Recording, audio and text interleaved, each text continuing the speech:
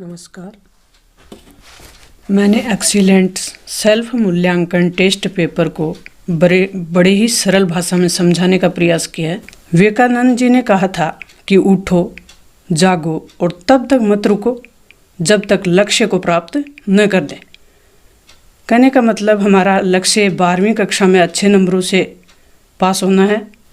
अब जो बचे हुए दिन हैं उनमें बहुत अच्छा किया जा सकता है।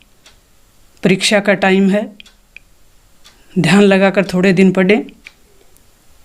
अब्दुल कलाम जी ने कहा था कि सपने वो नहीं होते जो नींद में देखे जाते, सपने वो होते हैं जो सोने नहीं देते। तो थोड़े दिन के लिए गर्लफ्रेंड बॉयफ्रेंड के सपने ना देखें। अच्छे मार्क्स, अच्छी मार्कशीट के सपने देखें और अपने भविष्य को सिक्योर करें। भविष्य आपका बनेगा, यह आप सोच के चलें। मैं एक साधारण सी राजनीति विज्ञान की व्याख्याता हूँ और ये वीडियो मैंने बड़ी मेहनत से प्रश्नों को हल करके बनाया है उन बच्चों के लिए जो किसी कारणवश क्लास में नहीं पढ़ पाए, चाहे कोई स्टाफ नहीं होने की वजह से या किसी कारण है,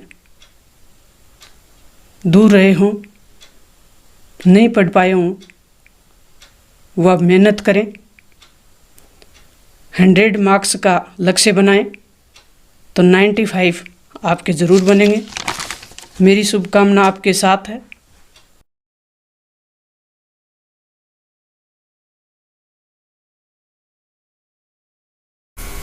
द्वितीय विश्व युद्ध के अंत के फलस्वरूप किन महाशक्तियों का उदय हुआ? संयुक्त राज्य अमेरिका और सोवियत संघ। नई आर्थिक नीति किसने शुरू की? स्टालिन ने, जो लेनिन के बाद बने। ताशकंद समझौते का अर्थ है भारत पाकिस्तान युद्ध 1965, तो 66 में ताशकंद समझौता हुआ। बांग्लादेश कब आज़ाद हुआ? 1971 में, और इसके बाद 1972 में शिमला समझौता हुआ।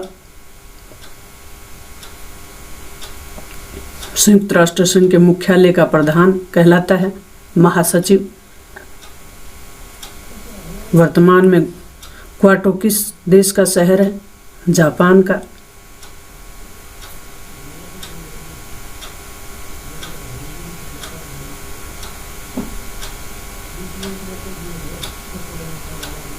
भारत का लौह पुरुष कहलाता है सरदार वल्लभ भाई पटेल।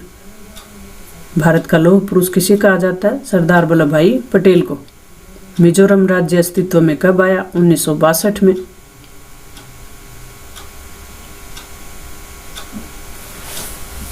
तृतीय आम चुनाव कब हुए? 1962 में। प्रथम आम चुनाव 1952 में हुए। 5 साल बाद दूसरे चुनाव हुए 57 में, और ये तीसरे। भारतीय जनसंघ के संस्थापक थे श्यामा प्रसाद मुखर्जी। जनसंघ के संस्थापक Shyama Prasad Mukherjee. Operation blood flood कार्यक्रम शुरू हुआ। फ्लड कार्यक्रम 1970 में, दुग्ध उत्पादन से संबंधित। बीकेयू के अध्यक्ष थे महेंद्र सिंह टिकैत।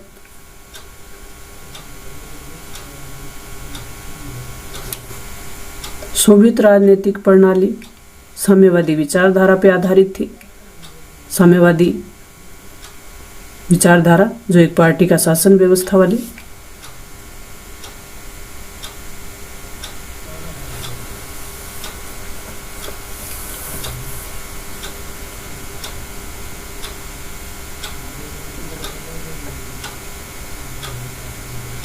सोवियत संघ ने 79 में 1989 में अफगानिस्तान में हस्तक्षेप किया। सोवियत संघ ने 1989 में अफगानिस्तान में हस्तक्षेप किया। तो सोवियत संघ ने कब हस्तक्षेप किया? 79 में। देश कौन सा था? अफगानिस्तान। वातावरण में ग्रीन हाउस गैस का जो प्रभाव बढ़ जाता है तो तापमान बढ़ जाता है। ग्रीन हाउस गैस जिन्हें हरित प्रभाव वाली गैसें कहते हैं।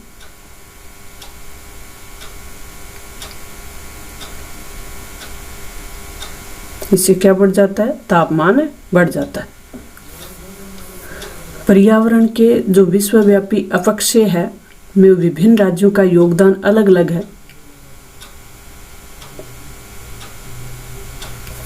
पर्यावरण के विश्वव्यापी अवक्षय में विभिन्न राज्यों का योगदान अलग अलग है।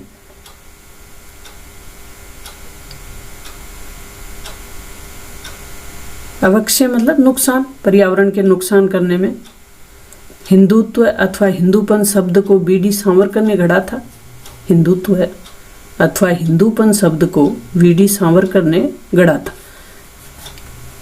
किसने गढ़ा? वीडी सावरकर ने।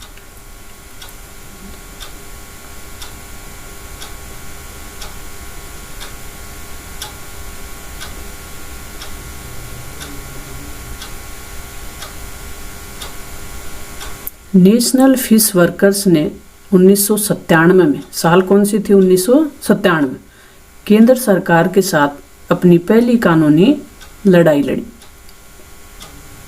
ये अपने अधिकारों के लिए लड़ रहे थे कि जो मछलियां पकड़ने का टेंडर था वो विदेशी कंपनियों को दे दिया था, तो इनके अधिकार प्रभावित हुए। तो 1997 में इन्हें कानूनी लड़ाई लड़ी।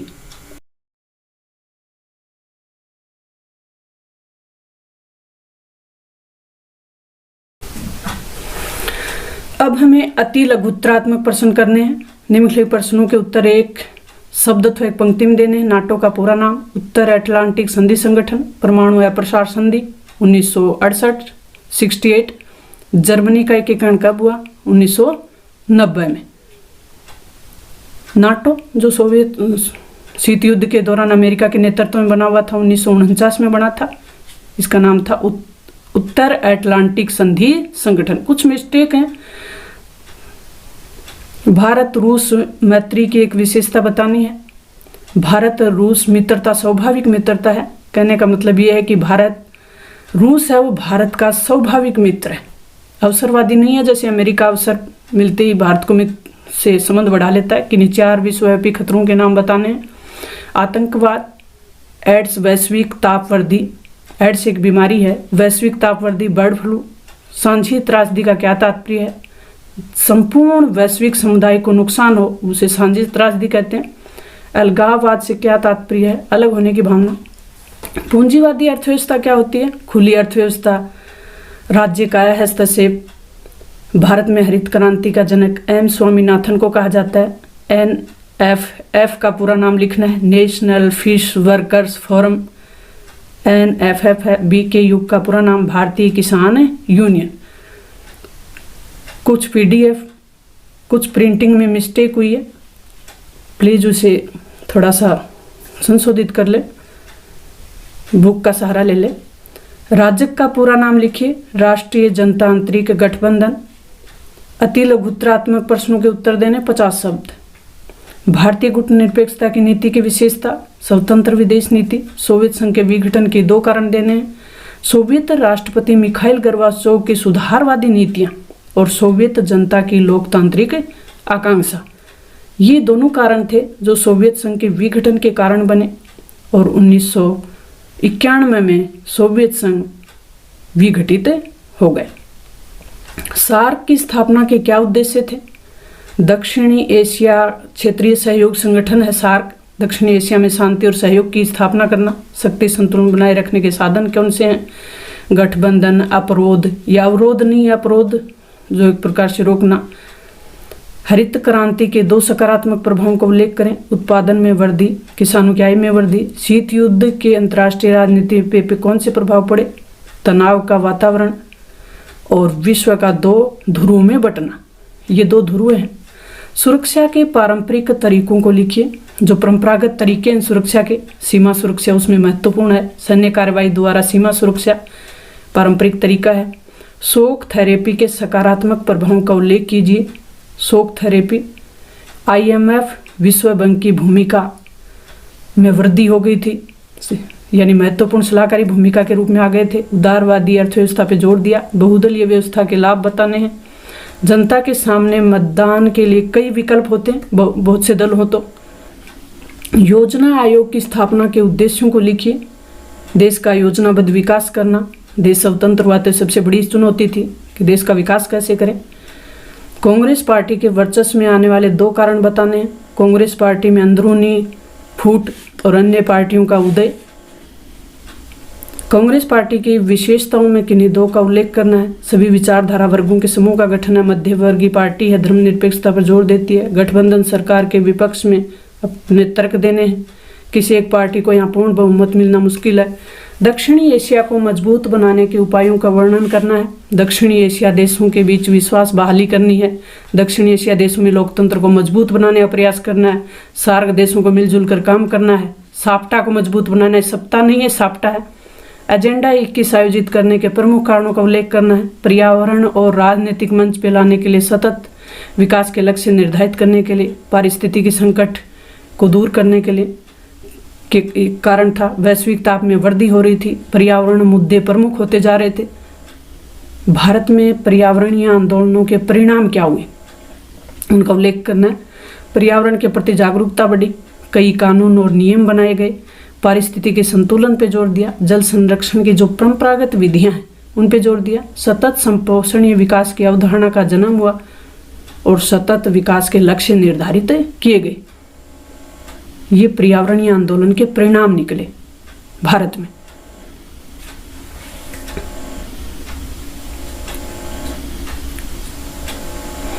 गुजरात में हुए मुस्लिम विरोधी दंगों के कारणों का उल्लेख कीजिए। गुजरात में हुए 2002 में।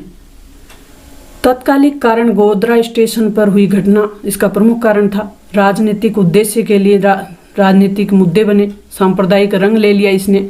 संयुक्त राष्ट्र संघ की वर्तमान समय में क्या उपयोगिता है विस्तार पूर्वक बताना है। संयुक्त राष्ट्र संघ की प्रासंगिकता निम्न कारणों से है। विश्व में शांति और व्यवस्था बनाए रखने के लिए, आतंकवाद के खात्मे के लिए, भिन्न देशों की संसद के रूप में भिन्न देशों की आवाज़ सुनने के लिए। राष्ट्र की पहचान किन बिंदुओं पर निर्भर करती है समझाना है। भाषा और संस्कृति के आधार पर राष्ट्र निर्माण, राष्ट्र की एक पहचान होती है। राष्ट्र प्रेम के आधार पर राष्ट्र के लिए मर मिटने का भाव हो वहाँ के लोगों में, राष्ट्र के लिए एक होने का भाव हो। तो ये राष्ट्र की पहचान के प्रमुख बिंदु हैं कि हम एक राष्ट्र के लोग हैं, हमें उस राष्ट्र के लिए एक होने का भाव हो, मर मिटने का भाव हो, राष्ट्र प्रेम हो, हमारी भाषा और संस्कृति में समानता होनी चाहिए। कांग्रेस के वर्चस्व में कमी के कारणों का वर्णन कीजिए। कांग्रेस में आंतरिक कलह थी। कांग्रेस के वर्चस्व में कमी क्यों आई? कांग्रेस में आंतरिक कलह थी, वरिष्ठ नेता असंतुष्ट थे, विपक्षी दल गैर कांग्रेसवाद का नारा दे रहे थे जिसमें राम मनोहर लोहिया प्रमुख थे। 1967 के चुनाव में 9 राज्यों में कांग्रेस अपना बहुमत हासिल नहीं कर पाई। विपक्षी दल गैर कांग्रेसवाद का नारा दे रहे थे। तो प्रश्न आ जाए, गैर कांग्रेसवाद क्या है, कौन ये नारा कौन दे रहे थे?